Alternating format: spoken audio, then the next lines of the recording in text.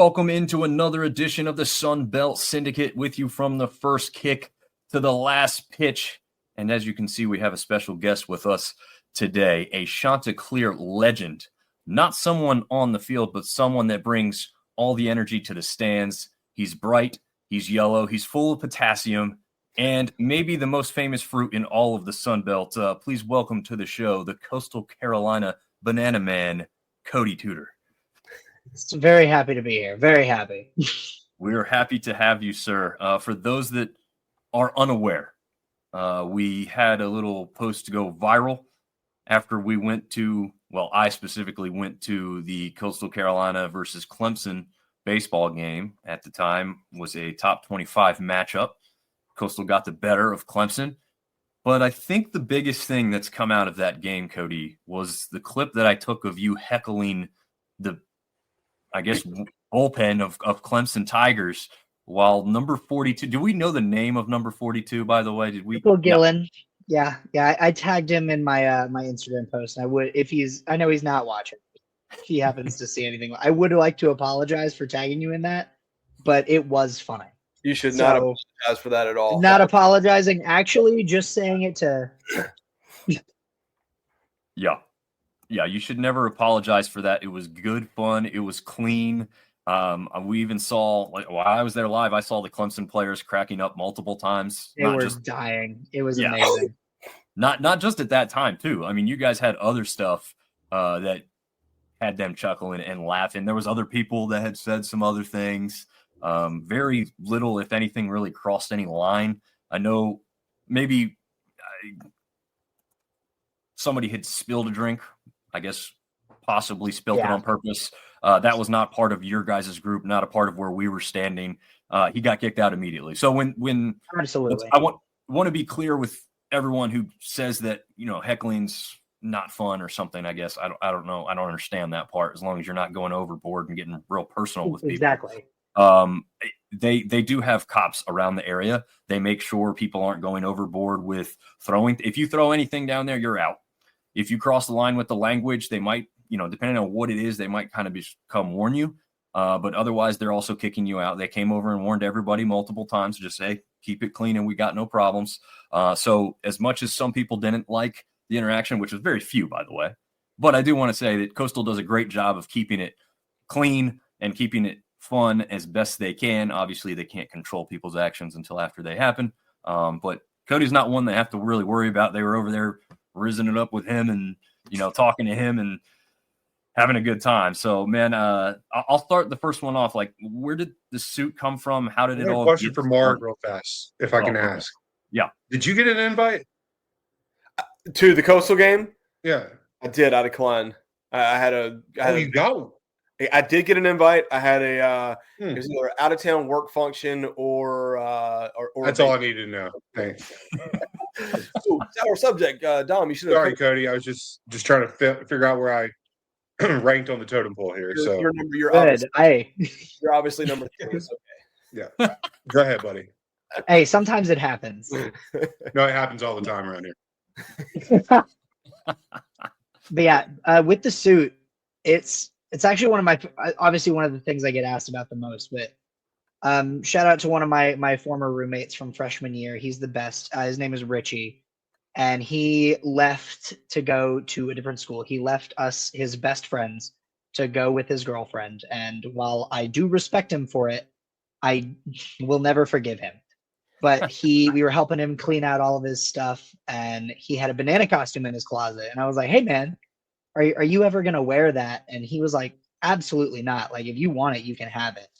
And I said, "Yeah, absolutely. Just hold on to it." And just like, Halloween was coming up. Like, if there's any time that I can ever like just wear something, I'm a guy that loves to dress up, loves to have fun. So if I ever get a chance to do something fun, I'm gonna do it. So I took it from him, held on to it. And the first time I ever wore it, I wore it to an App State basketball game. Obviously, that's a big rivalry for us. Basketball is not really our sport, so God knows we got beat in that game. But that was the first time I ever wore it. And then the next time I wore it was to the Wake Forest Coastal baseball game. That was the week after Wake Forest was ranked number 1. And so we wore that. I wore it. I added the cape to it, added a bunch of other stuff, like just going all out for this game. I knew it was going to be massive and got on the broadcast a lot, had a blast. There's a bunch of videos of me dancing. One of the clips from the ESPN Plus broadcast was we need 5,000 at this guy in the stadium. And that was like massive. Just so like, I love being the guy that brings energy and just has a good time. So being able to, bring energy to people around me is way more fun. And I got asked to the guy that does the radio for Coastal, Joe Katz, who is awesome. He reached out to me within the next week. I think it was actually the next day. And he said, my daughter loves bananas. If you could wear it for one more game so we can get a picture, that would be awesome. So told him absolutely, wore it to one more game. I believe it was against JMU. And I wore it and did the same stuff, like dancing, heckling a little bit, just having a good time. And while I was at the game, I ran into a player's parent and they were like, man, that's, we love what you're doing. That's awesome. I was like, oh, thank you. Really appreciate it. And then after the game, I had players come up to me and say, hey man, we love what you're doing. Keep it up. You got to keep this going. And once the players tell you that it's helping them, you gotta do something. So I decided, maybe this is a thing to go to because I'm a big sports guy. Love if you put it on TV, I'll watch it. If you take me to it, I'll watch it. I'll pay attention. I'll get into it. So I was already going to every sporting event. I was at every baseball game that year, even before the banana stuff. So got there and then I was like, may as well. Once the players asked, you may as well keep it going. And we kept it going. It's only grown since then. The athletic director, the president of the university, all the fans. It's just become kind of stuff of legend, and it's really crazy to say out loud, but it started with just being gifted a banana costume and it's grown into a tattoo on my calf. So nice. So I'm assuming the banana costume goes nowhere anytime soon. This is going to continue for the foreseeable future. This is going to continue as long as I can keep it going. The only thing that would stop this at this moment is if I get a job with one of the teams. Like I said, I'm a big sports guy. I went to college for marine science. That's what led me to Coastal. But as I've gotten through some of my classes, I've kind of started looking more into sports as a career. Like I never really considered using my love for sports as anything career-wise. And, now meeting people that have done it, being more involved, I've kind of realized that could be an option, and I'm starting to go a little bit more in that direction. So maybe senior year, we look into maybe getting a job with one of the teams. Obviously, a lot of the coaches now know me, which is, again, crazy to say out loud, but I don't know, man. As much as I would love to, say I worked for one of the teams, maybe have a chance to get like a ring or something. Like this stuff is so cool. And it's just, especially when like kids or stuff come up to me like, I was looking for you. Like that's the stuff that just makes everything, just puts a smile on your face. Yeah. There was one point when I was right there soon after I took that clip, actually, it hadn't gone viral. It was like right after. There was like 5 or 6 kids that just came right up to you and they were interacting with you for like, it seemed like 5 to 10 minutes. I don't know what the actual timestamp was because the game. We had like a 5-minute conversation about Fortnite, and I was just, they were like, "Oh, it's Peely from Fortnite." I was like, "Yeah," and I was just talking like I was the character from Fortnite. Like, we're trying to get this worked out. Like, just stuff, just having a good time. Nice. And when you're able to, like I said earlier, when you're able to allow and help other people have a good time, it just makes it even better. Yeah, absolutely. Have you reached out, or have they reached out to Savannah Bananas yet? Because it just seems kind of fitting, and it's kind of geographically close. Just seems. We've interacted with them a few times. I say we. I've interacted with Split on Twitter quite a few times. Okay. Or there was a time when he posted and said, it's like, what mascots should I interact with in 2025? And I sent a picture of me, and I was just like, me, you got to interact with me. And he responded to it. And the picture I posted was like had my hands like this, and I was just staring down. And he responded to it, and he goes, "This feels like a threat." Just little small interactions here and there. And then when that video started going viral, Split commented on it. Nice. The Savannah Bananas mascot Cool. commented on it, tagged me in it, and said "Banana Man sighting." And I was like, I sent that to my sister immediately. My sister, she's not the biggest sports person, but we kind of force her. But she loves the Savannah Bananas, so I sent that to her, and I was like, look, like the mascot recognizes me. Oh, And yeah. then also, when Coastal announced that they were doing the free concessions, that's the same thing that Savannah Bananas do. So they commented on that. So the two sides have spoken, not about me, but we've got some connections in there. We could definitely get it going. Yeah, this seems needs to happen. Yeah, it just seems fitting. Seth, you got a question for Cody? What? No, not really. Sitting here, Understandable. I'm enjoying listening to him talk. Yeah. What? Where were you before Coastal? What led you to Coastal? I There you know you talk about Oh, Marine. I am. Yeah. I'm from Louisville, Kentucky originally. Born here, raised here, and nothing wrong with Louisville, Kentucky. But I'll be honest, I was ready to get out.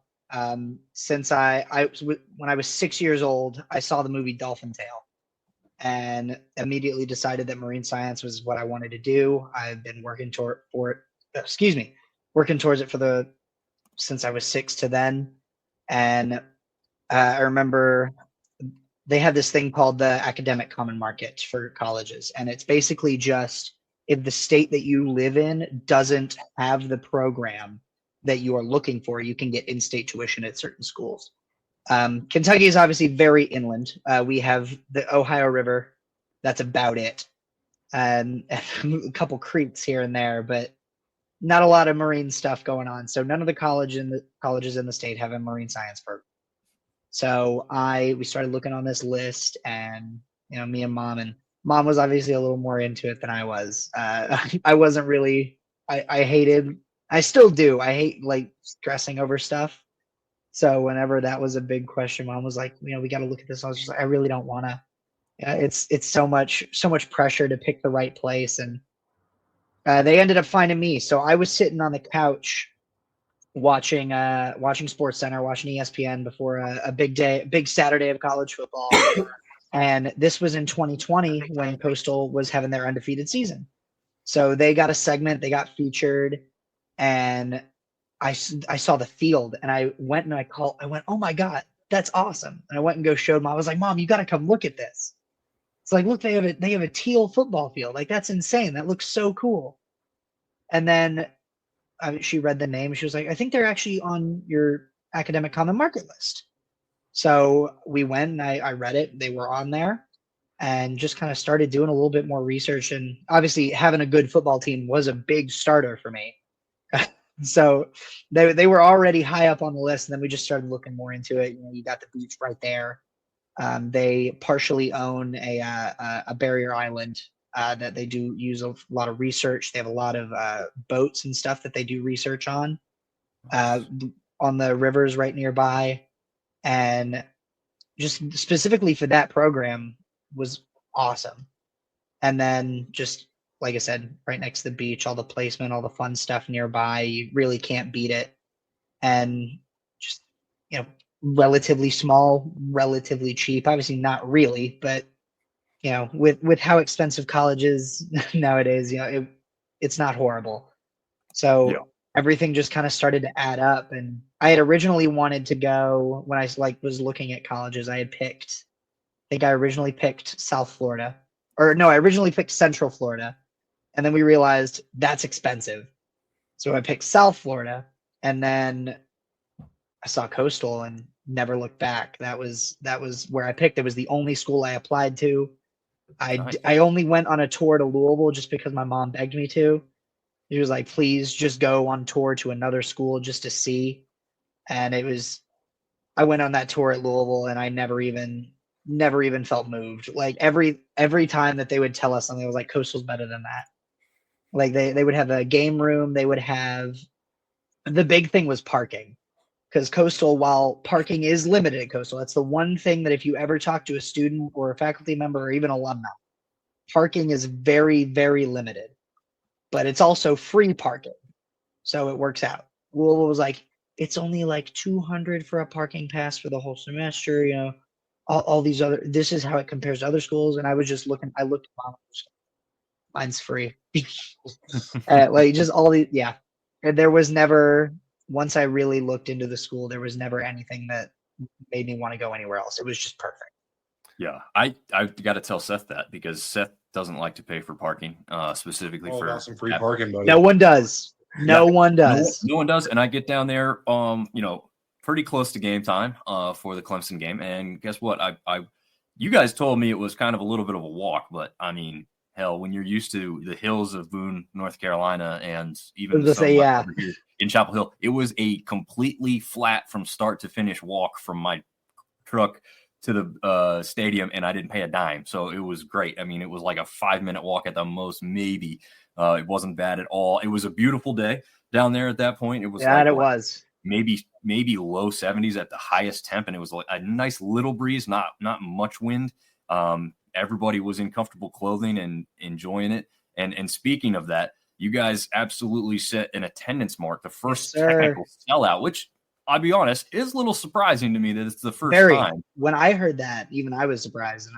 And I haven't been here very long, but for that to be first sellout with all the big games that the school's had, that was definitely a little surprising to hear. Yeah.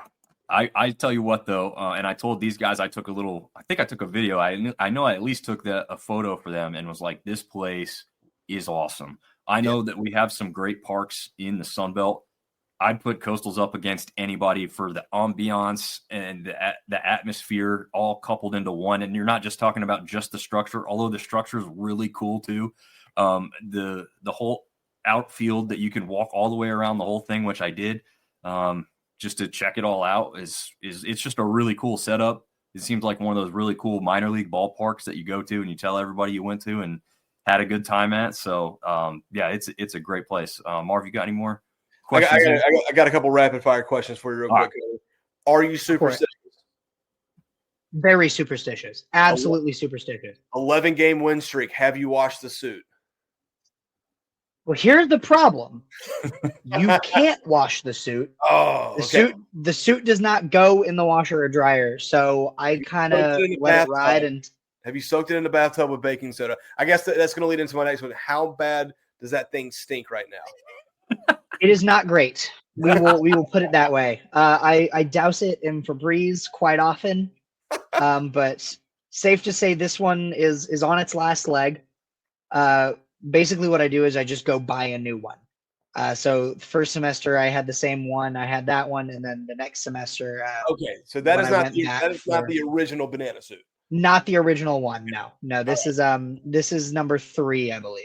Do the Sunbelt a favor and don't get rid of that one until after hopefully Omaha. Oh yeah, no, not at all. I'm getting through this year before I get a new one because at that point it's gonna have to rely on getting it in time. Because when I got the second new one, it was I just got it from Spirit Halloween, so I just ordered it online from Spirit and it got in and I was like, cool, ready to go for the next year. Did you keep the original or did you throw it away? I didn't because at the time I didn't realize how big it was going to be. It was very unclear how much this was going to grow. Gotcha. I kind of wish I would have now, but I could have never predicted. I really couldn't have. I got one last rapid fire question. Your favorite fruit? That's not a banana. Ooh. See, now here comes the pressure because if I accidentally say something that's not a fruit, I'm screwed. I don't know, man. If you give me any snack food, I always go. I love apples. I even during school, people would always give me their fruits, their apple slices because I need them. I love apple slices. So I love me a good apple for sure. Fair enough. Nice. Dom, that's all I got. Yeah. Oh man, this is Been great, Cody. I know we will have you on again in the future. Trust me. We might have a whole episode dedicated to you because I find this. I'm like Seth. I got I just plenty like of to hear stuff. you. Yeah, I like to hear you talk about it and see what's happened, how it happened, all the stuff. But before we get out of here, you went home, right? You're in Louisville. We saw the picture I am with home. Yep. some slightly, he's kind of close to you in fame with Dominic Mysterio, but Yeah, pretty close. Slightly behind, yeah. But I guess the big question that we have to ask before we go is, are you going back down to Conway if they host a regional? It's a little tough. I'm trying to figure it out. But fortunately, my grandmother is retired and she does love to travel. So when it was brought up, she had said, "If you want to go, I'll go with you." So it's only like 3-4 days. So I could get off work. The big thing is figuring out work. Safe to say, while I do love doing this, it doesn't make a whole lot of money at the moment. So don't stop now, Cody. You got to walk into your boss's office and you got to say, "Hey, I don't know if you know who you're dealing with, but I'm the banana man, and I'm taking 4 days off of work, whether you like it or not." Oh, for sure. I got to get in there. I'm going to be like, "Hey, this weekend, I can't be here." Like, even if they ask, I'm going to tell them, but I'm going to be, "Hey, I can't do it. I cannot be here. I got to go." But when I was talking to people down there, I was like, "Got to go home, got to see the family." And I had so many people offer me, like, I even had a guy, like, he was like, "Hey, I can get you a job. I can get you a place to stay." I was like, "Man, I want to go see my family." Like, I really appreciate the offer. Like, it means more than for someone to just say, "Hey, I want you to be here so bad that I will get you a job." That's But crazy. like, gotta go see the family and gotta pester my sister as much as humanly possible. It's my job. But yeah, we're trying to figure it out. I'm getting back to work soon, so I can hopefully get some money. But I am hopefully going to be down there, barring any major setbacks. But especially if we get the latest prediction that came out was Clemson, I do believe. Yes, it was. So if Clemson is in there, because here's a lot of people will say this about the Clemson game. We did win. We won both games. The first one was a lot more of a blowout. The second was a little bit closer. But it's kind of like what we said in the Wake Forest games. They didn't pitch their stars. They didn't pitch their better pitchers, which I understand.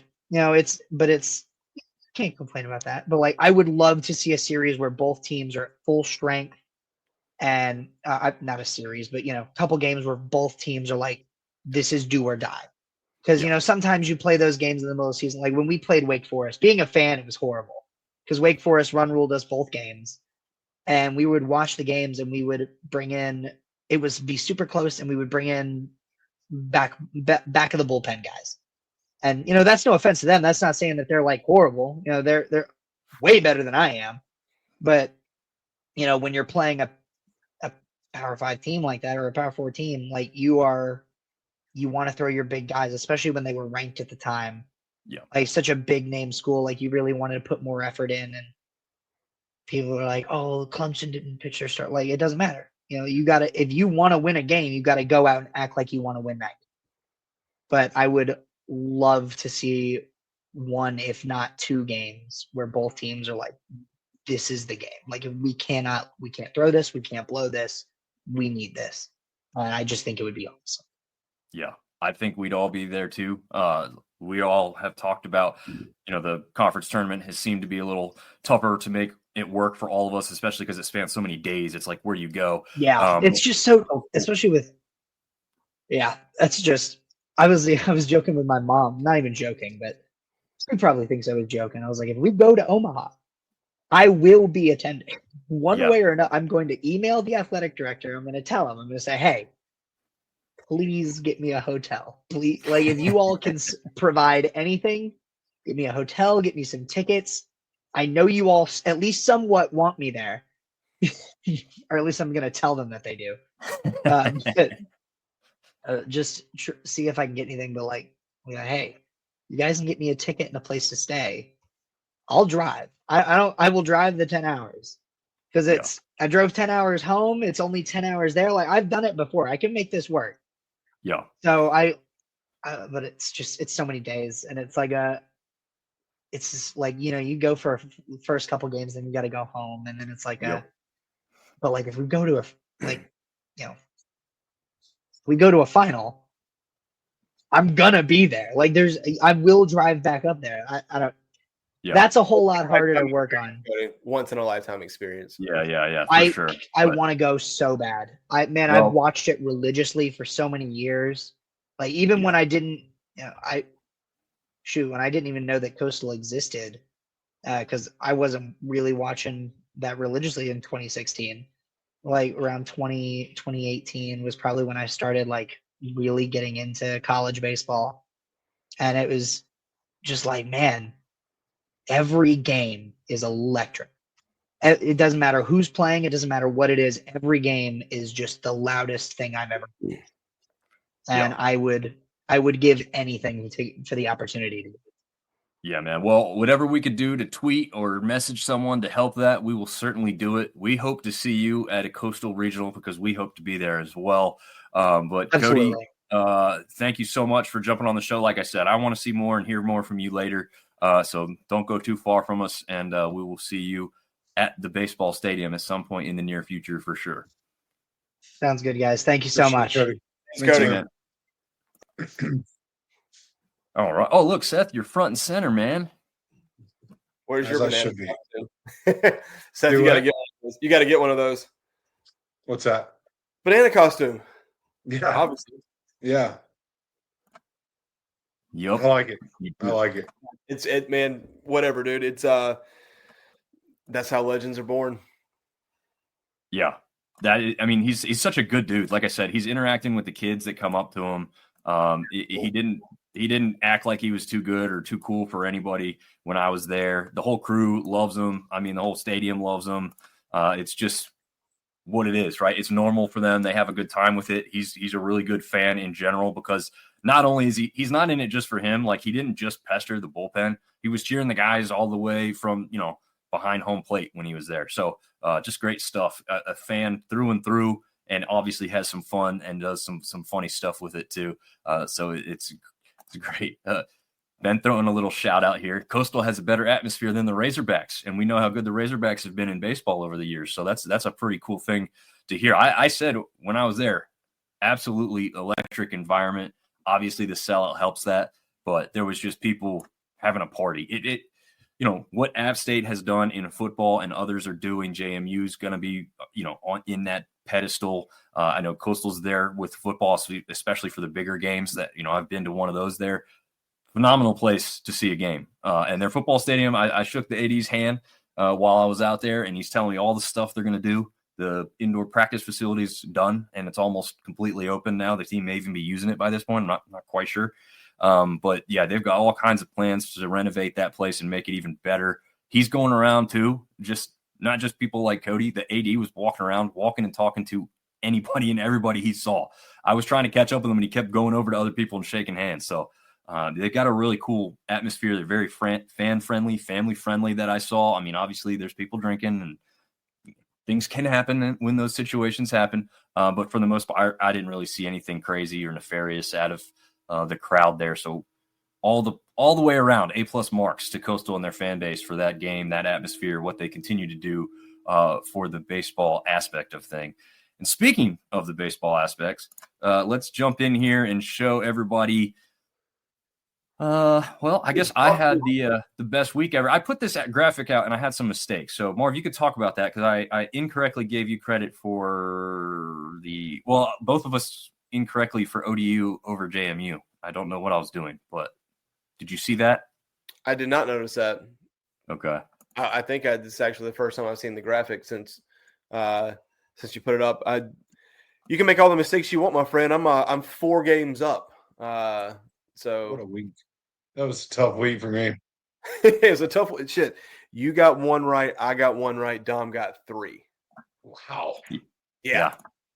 I made a jump, but that's because I leaned on the sweeps a little bit more and got lucky with those. Although the only one I really took that you guys didn't take was Southern Miss sweeping the Cajuns there.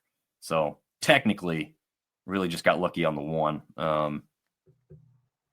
I guess the other thing was you guys did lean on the sweep with Troy over A-State, but as all the Troy fans that were paying attention really leaned on, I know. Troy doesn't sweep. No, they don't. They still have not lost a weekend. I think that changes this week, but good God, man. Early prediction coming out.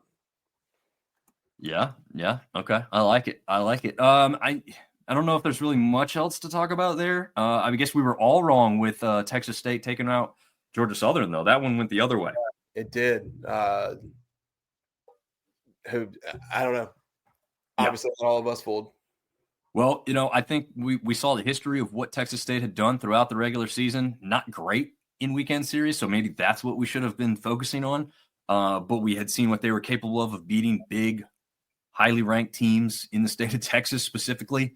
And Oklahoma State there, as Seth has mentioned a couple times too, that we don't want to forget about too in the early part of the season. But I think we all just kind of assumed that they were going to turn it on and become one of those teams that was dangerous come tournament time, maybe go on a little bit of a run and put themselves in a look for NCAA tournament. But I don't know. I'm not sure you can see that.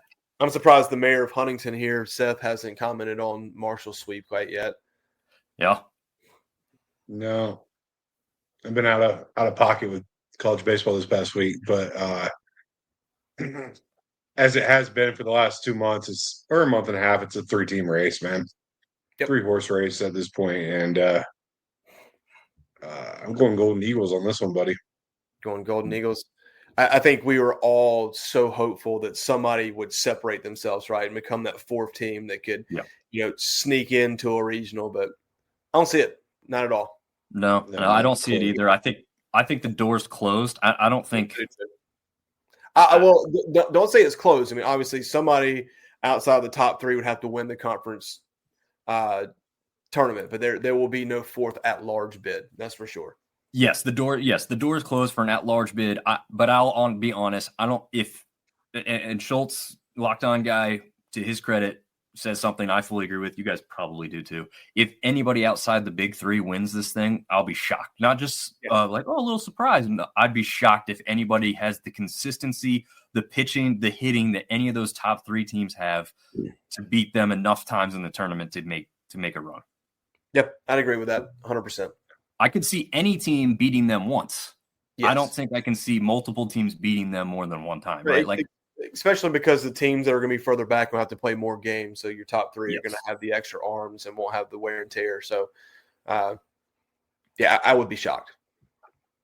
Yeah, absolutely. We had a very light midweek. We did have more games than this scheduled. A couple were canceled at this point. There's not going to be much that really helps you unless you were going up against a ranked team, right? Unfortunately, this slate was horrific for the Sunbelt overall. It wasn't hugely horrific because none of our top ranked teams even played, so we didn't have to really worry about that. They were not even scheduled to play. None of the top three were scheduled to play either, so they didn't have any cancellations. There was, I think JMU was going to play Virginia Tech or somebody like that, was one of the ones that got canceled. But here's the best side. Anything RPI-wise that could help the conference would be great at this point. There was 3 games on Tuesday night. The Sunbelt lost all 3 games. Yep. So that's not going to be helpful.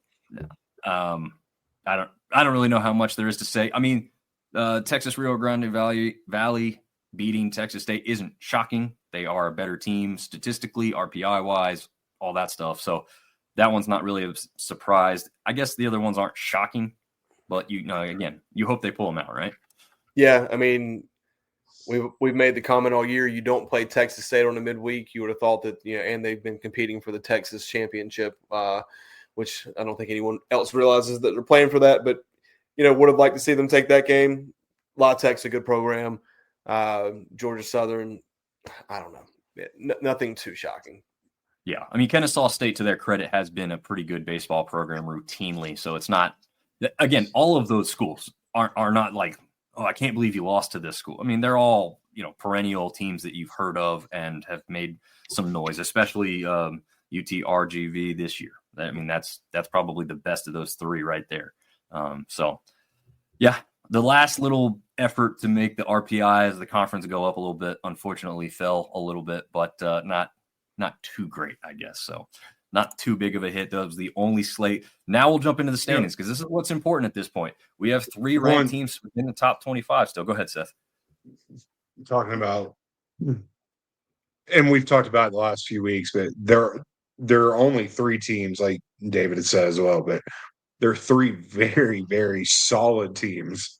Yeah. With two possibly hosting a regional, depending on how one series shapes up this weekend, which two sunbelt teams hosting a regional, I'd take that all day over just 4 teams getting in all together. So you think if Southern Miss were to sweep Troy and then make it to the conference championship, they could host? I think Southern Miss has got a solid chance. Yeah, I think they better host if that happens because I still think it might be fringe and borderline. Just looking at their RPIs at a 30. I don't know. Yeah, I think if Coastal wins their last series and makes it to the championship game, I think they are an absolute no-brainer, from resume-wise and facility-wise to host. I think you're talking about a national seed now with Coastal. They could go 6 through 8. I could see that. I think they're going to have to lose a few to not be able to host at this point. Yeah, I wouldn't be. We saw some ODU fans jumping in here because they're playing Coastal this week. We'll get to those matchups here in a second. But I wouldn't be shocked if they lost one, right? There's a lot of pressure now. Everyone expects this to happen. So does ODU do something to pull one out? I would be shocked if ODU won more than 2 games against Coastal. Or 2 games. Comment that a sweep was brewing, and I was like, man, yeah, I'll take what you're having. Yeah, I think the thought process there, to me, it's baseball so different game to game. You got different pitchers, and it's just too different to say like, oh, well, they're going to come right back out and do the same thing. I just don't think that you can say that unless you're one of these top 3 teams where they've kind of been doing that throughout the season. ODU hasn't, but they're coming. I mean, look at this. There's the standings, right? A couple weeks ago, about 2 or 3 weeks ago at this point, App State and Georgia State were up here in the 4, 5, 6 range. Now they're on the bubble, the literal bubble to make this tournament at all. Georgia State technically sitting on the outside looking in at this moment. Georgia State's lost 11 games in a row. And talking about App, we had the conversation 3 weeks ago that East Tennessee weekend going into to Southern Miss. Like, if you're going to make your run trying to get that 4th team in, here it is now. What did they do? They lost 11 of their next 12. Yep. So you say Georgia State's lost 11 in a row. App's not that far away. They lost 11 in a row before winning one. So now they're on a 1-game streak, if you will. Obviously, it's listed as a streak. It's not a streak at 1 game, but they're not too far apart. And guess what? Those 2 teams play each other this weekend. So this is really interesting baseball when it's coming down to the wire. 2 teams that are kind of equal as far as like how they're playing right now. But one of these teams with any kind of sweep or 2-1 series victory is getting into this tournament. We'll take a look at that here in just a second. But go ahead, Seth. What were you going to say? What does one loss do to Coastal's chances of hosting if they don't sweep? I think as long as they make it to the conference championship game, they're fine. My opinion. Even if they lost 2 or 3 this weekend? No, you can't lose 2 or 3. You have to win the series. Yeah, you can't lose 2 or 3. I mean, maybe if you lose 2 of 3 and you like somehow don't lose a game in the conference tournament and win the whole thing too, then maybe that wins them back over. But yeah, I don't think you can lose 2 of 3 to ODU. I mean, you're looking at a team that's sub 500 overall. They are decent within the conference, right? 15 and 12, but they are on a 6-game win streak. Just to give them a little bit of credit, but true. I think they're running into a buzzsaw. Yeah, I see a sweep all day. Yeah, I think so too. We'll definitely get to that. Here are the matchups heading into the last weekend for over the entire conference-wise. Georgia State going up against Marshall. That's a really interesting one there as well. We just talked about Georgia State and App State. That one happening up in Boone. JMU, Texas State. I think that one's a little bit more obvious there too, but we'll see. JMU's been a little feisty. A-State and Louisiana. That one could be really interesting. A-State's not been great as of late, but they have been playing really well, I'd say. Challenging some of the better teams in some series. And Louisiana, surprisingly to me, sitting up there kind of quietly at number 4, right? I mean, they're not. Yeah, but they just got swept. That really hurt them. Yeah. I think that's why I say quietly at number 4, right? If they had swept the series going into being number 4, it'd be a little different, but kind of a quiet number 4 because they're not making a bunch of noise there. South Alabama, ULM. They swept the series. If they had not got swept, they would actually be tied with Troy for third place. If they would have swept, is what you're saying? If they would have swept, they'd have the same record. They'd be opposite. They'd be 18-9. Yeah. Okay. I saw that. That makes sense. Yeah, that would be rough to do though against that opponent. Yeah, big time. But hey, let's just cut to the chase. Everyone's looking at that bottom matchup. I mean, obviously, you expect Coastal to take care of business. They are on the road in Norfolk, but man, that Southern Miss Troy series is big. Yeah, it's undoubtedly the biggest. I think even people, Coastal fans are even going to have their eye on that one quite a bit, right? Because they just want to see who's going to be, the next challenger, essentially, to what they're looking at trying to accomplish. Let's say JB goes Friday night. We lean Southern Miss on that one, right? Are we all on the same page on that one? I would, yes. So we all know how Troy is on Sundays. Not great. Troy may have to win Saturday to avoid a sweep, right? It depends where they are, right? Like if they're up 2 games to nothing, you can just go ahead and say, well, Southern Miss is going to get the third one. If it's tied, they haven't dropped a weekend series all year. But once again, like I said earlier, I think that comes to an end. I think that comes to an end this weekend. Yeah, it'll be interesting because it's going to prop one up, and I don't think even with all the help in the world, Troy's going to make any kind of run at a host. I just don't think they're at that level because a Troy sweep does give them the number 2 seed going into the tournament. Anything less than a Troy sweep, 3. Yeah. So I don't know if I see enough there to say that Troy's going to play their way into anything like spectacular for it. Whereas you could see Coastal and Southern Miss take advantage of those opportunities and literally become a host on a regional, which would be huge for both programs. Both programs have amazing ballparks for to play. Troy's got a good one too. I mean, there's not a bad one out of the 3, but I know that people are leaning towards those top 2 and Southern Miss fans really want to host at the Pete, and you can see why. Coastal fans obviously want to host at Brooks Smith Stadium, and you can see why there too. Getting into the tournament look. So I've broken it down real simple right now. Here's what we're looking at. The teams that are locked in place, if they got swept somehow this weekend, they would still make the tournament, include Southern Miss, Troy, Coastal Carolina, all 3 ranked in the top 25. No surprise there. But Louisiana and ODU also are safe in the field. So even if they were to lose out, they are still here. There's a couple teams on the bubble, handful of teams here: App State, Georgia Southern, Texas State, Marshall, A-State, and South Alabama. They could all move up. They could all move down. There's a lot of tiebreakers. We're not going to go through all of them. I couldn't keep them straight. My head would spin. So would yours. The 2 teams that are definitely out, cannot play their way in this weekend, are ULM and JMU. What a fall for JMU, right? After what they did and accomplished last year, to not even be in the Sunbelt Conference tournament is quite something. Any thoughts on that one there? Dude, 15-37. It's terrible. Ouch. Yeah. Ouch. Yeah. Not good. I don't, you lose a lot, but in the transfer portal NIL deal, NIL a little bit less strong in baseball than the other sports, I'd say, just because you don't see the players' faces as much throughout the run of it. Don't get as much media attention from the bigger outlets. We try and give some of that here. I'm surprised they couldn't reload a little better with what that team or what that school has accomplished on other aspects on the court and the field, with football and basketball. So just looking at this, so South is going to need probably a sweep. That's true. To stay in. Georgia State probably has to take 2 or 3 from App to stay in. But I think if App, Arkansas State, Texas State, Georgia Southern, they all win 1 game, and Marshall, they all win 1 game, and they're pretty much guaranteed to be in. So a couple teams need things to really go their way.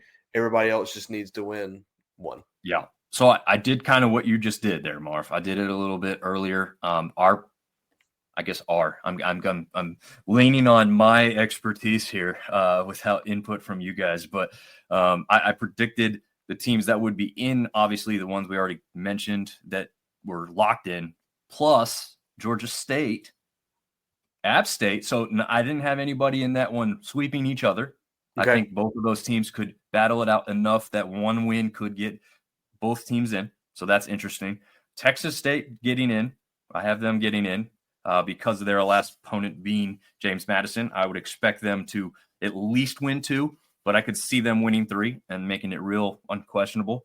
And then I have Marshall getting in there with their opponent, Georgia Southern. So I don't have either team, Marshall or Georgia Southern, sweeping necessarily, although if I'm going to lean one direction right now, that's a really interesting series to see that come out of. Marshall's got the bats, man.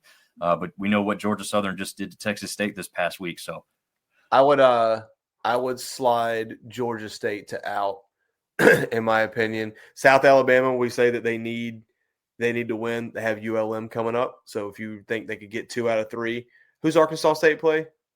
They have Louisiana. I think if they can take 1, they're in.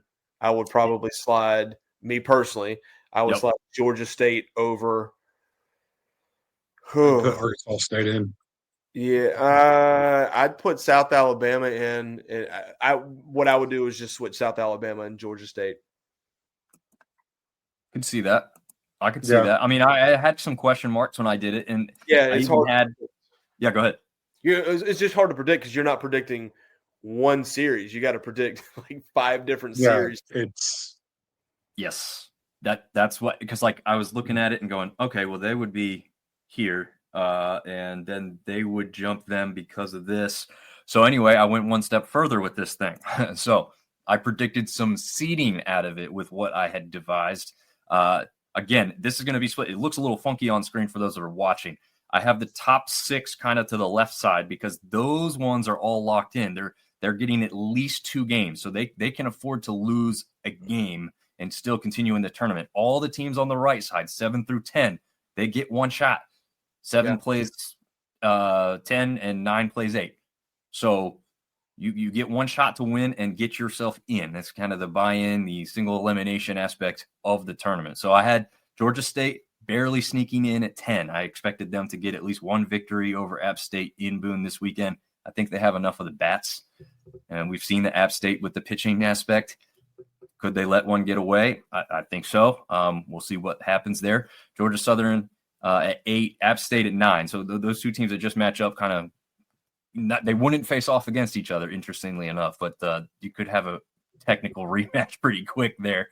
ODU, again, that's a 7 spot because I think they could get swept by Coastal. So that would put them in those bottom 4 teams. So that would be a pretty big jump down for them. It's really not that many spots down, but that's a big change from double elimination to single elimination, right? Georgia Southern, again, number 8, I think I mentioned. Guys, thoughts on how I got this look? And I know we just talked about Marv having a little different outlook. So Seth, we'll start with you. What do you think, right, wrong, or you would change here? I think either one of y'all could be right. I don't. I'm looking at those top 3, top 4. That's kind of what matters. I think App sneaks in. I think you're pretty accurate the way it is. I don't have any really rebuttal against any of it. Okay. Marv, go ahead. I think you're just replacing one cat head with another cat head for that's all there is to it. Hey, just off topic real quick, Seth, you going Friday night, watch Caleb's last start? Well, it'll be Thursday. Caleb will go Thursday. They might save him for Friday. Oh, okay. No. I don't know. A lot of times you like to keep pitchers on their regular cadence. But Dominic will be in town this weekend because he's a good friend. So we'll leave it at that. Jesus. Oh, right to the throat. Even though, I guess he's got to make up for not inviting you to the baseball game and never. Well, hey, he told me he couldn't do the show on a certain night, but then he wanted to get an invite to the baseball game. Love you guys. This is why you can tell we're all friends here because we let fly. Yeah, but we have talked about getting to Coastal all together if there's a regional. I mean, I think that's one thing that we'll definitely all try for. Again, that's reasonable.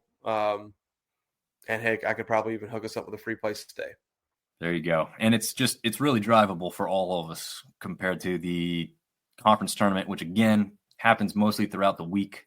So that's a little hard. I just got wrapped into a engineering conference in Raleigh, which is right down the road. So it's not a big deal, but I'm there Monday through Wednesday. So, the tournament starts before that. So I can't even leave until Wednesday at the earliest. And then I'll be, gone in the morning and gone in the evenings and not help out around the house. It's just gone the whole week. A little hard sell for the wife, Plus, my son always wants to see me and hang out, and I think it'd be cool to take him to the tournament, but I can't take him out of school. So there's just a lot of things we're battling here for that. But we definitely want to get down there at some point and definitely provide some coverage from down there. That would be the goal and the hope moving forward. Once we get this thing wrapped up and going a little bit more here on the internet side of things. Ben James does have a note for us. A-State has the third best ERA per Sunbelt website, and Louisiana has the seventh best ERA in conference. So a little tidbit, maybe that has some people thinking a little differently. I just think it's going to be hard with Louisiana being at home. If you told me Louisiana was going to Jonesboro for that, probably thinking A-State gets a game for sure. Maybe they steal too, but being down there in Louisiana, that's a tough sell for me, thinking that as rough of a Cajun season as they've had for their standards, you think you're going to go down there in the last week of the season when it matters the most for conference seeding and, take a series. I don't think that's going to be easy to do there. I did the best in class. It's kind of a silly thing right now, right? It's the show and nobody else. Yeah. But as Seth has said multiple times, we have to kind of look at this as a weekly type thing. It didn't hurt the Cajuns too much with what they'd come out in with playing one of the better teams. Maybe should have been AA. But yeah, I mean, this is just like you said, it's mainly the top three and everybody else. Yeah. We have to talk about it, but it's going to be a fun weekend with Troy and Southern Miss. I think that's what everybody's looking forward to the most. Can't wait. Yeah. A couple interesting matchups when you really get down into the standings and how it could affect seeding. More matchups do look more interesting. But yes, from the outside looking in, when you're looking at it, it's always going to be Southern Miss versus Troy, a top 25 matchup. Can Troy hold on to not losing a series all season? And can Southern Miss continue their hot streak? What is it? Yeah, they could end up with a 15-game win streak if they could sweep, which I'd be hard-pressed to think anybody in the nation had one better at any point this year, but I'd have to fact-check that. Yeah, I don't know. Thoughts on that? That wraps it up for the graphical part of the evening, but hopefully that gives some people at least a better idea of what we're looking at for this conference tournament. That was the biggest takeaway, is what I wanted to do, is like, what are we looking at? And I don't know, it's fairly impossible to predict to an exact science, but I tried to do some of that. No, I think you did a good job. Yeah, it's crazy to think that the regular season's almost over. 50 plus games, feels like we were just getting started yesterday. But excited to, like you said, see how it all pans out, see what the seeding looks like, and then get to Montgomery and see, is there a surprise team that makes a run, or is it exactly who we think it's going to be at the end? Yes, I think that is a huge question mark. So it'll be exciting to watch. I know I'll be watching most of the games at work. I have 3 screens at work, but whenever college basketball postseason comes around, college baseball season, I charge up the little tablet I've got, and I have a 4th screen, and I just have that solo running all day. And the people walk by, they don't really care. As long as you're doing your job, you can get away with looking at something else a little bit. I could probably run it on one of my main 3 screens, but it's a little bit better when I can hide it real quick if I need to. Someone else is a visitor in the business, I have to, I could put that away real quick and still have everything up. So any last final words or thoughts? I know we want to do a little bit of a preview, so once the field is set, we will work on providing that for you guys. But anything before we get out of here and start watching games? They start tomorrow. So, fellas, I'll say it live while we're on the air. Get me those series predictions, because they're big time and meaningful this week. So we got to get those out there and see what we can get right. And who ends up on top at the very end? I think Marv's got the inside track, but Seth and I are battling out for second place at this point.